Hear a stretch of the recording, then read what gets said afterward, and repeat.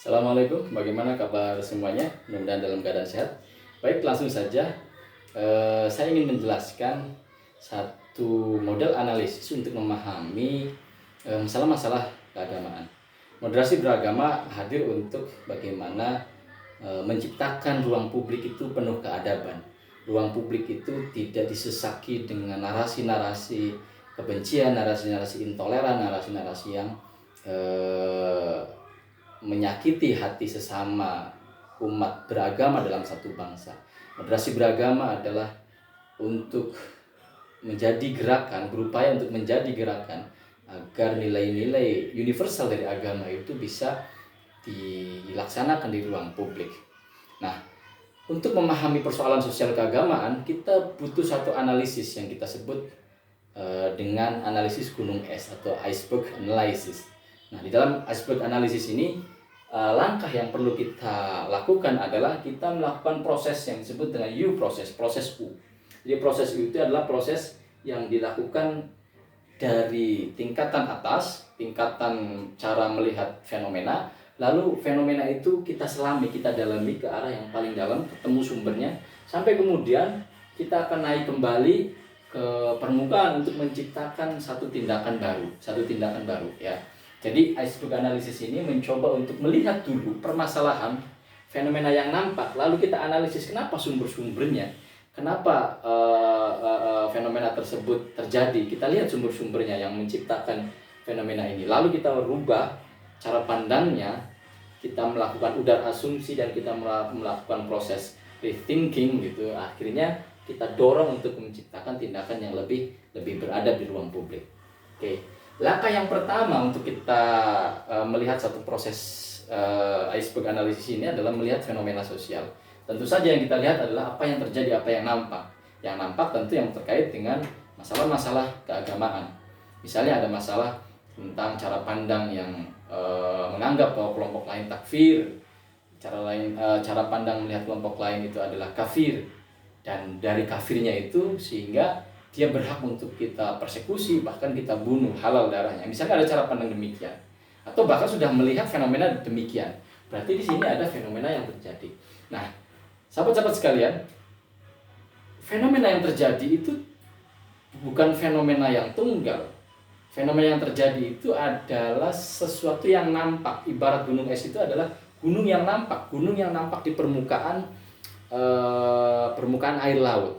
Tetapi sebagai sebuah gunung es, maka permukaan air laut itu di dalamnya gunung es itu memiliki akar gunung yang lebih dalam dan lebih tajam lagi. Nah, disinilah kita analogikan bahwa masalah itu yang nampak hanya sebagian kecil saja, hanya sebagian saja. Tapi justru akarnya itu bisa lebih besar dan kita bisa menganalisis ini. Nah, apa yang terjadi? Misalnya cara pandang takfir itu pasti akan didukung oleh pola dan tren. Pola dan tren itu isinya adalah tindakan-tindakan atau perilaku-perilaku yang nampak. Misalnya tindakan takfiri, mempersekusi. Polanya bagaimana? Polanya misalnya memandang kelompok yang lain salah, lalu kemudian menciptakan satu narasi, dan narasi itu disampaikan di ruang publik, narasi itu disosialisasikan, bahkan misalnya sampai pada proses persekusi misalnya. Jadi ada pola dan tren yang kemudian muncul.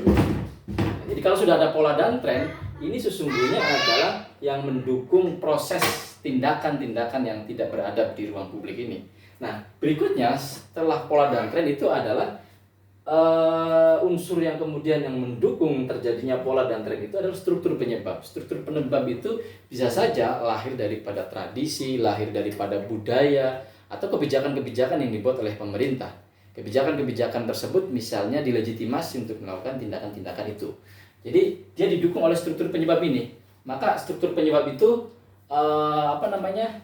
lahir dari aturan-aturan itu. Nah, struktur penyebab ini akan menciptakan pola dan tren, dan di fenomena yang paling nampak dia akan tampil. Nah, berikutnya, kenapa struktur penyebab ini lahir? Tidak lain dan tidak bukan adalah karena adanya mental model atau model mental, sesuatu yang sudah mendarah daging di dalam dirinya, dalam mentalnya dia, yang kemudian jadi mental model itu berupa pernyataan yang menjadi satu keyakinan dalam dirinya. Dia berupa paradigma, perspektif, ataupun keyakinan-keyakinan. Misalnya dia meyakini bahwa orang yang berhukum selain hukum Allah, maka dia adalah orang-orang yang kafir. Orang yang mengikuti pemerintahan, orang yang patuh pada taat pada pemerintahan, dia orang kafir. Kenapa? Karena pemerintah menggunakan aturan-aturan, menggunakan hukum itu selain hukum Allah. Dia mengutip satu ayat misalnya, wa man lam yahkum bima anzalallahu faulaika humul kafirun, misalnya begitu. Nah, ini yang kemudian menjadi struktur dasar atau model mental yang merasuk dalam diri orang tersebut gitu, sehingga dia akan kemudian menciptakan satu struktur, didukung oleh struktur dan menciptakan pola dan tren.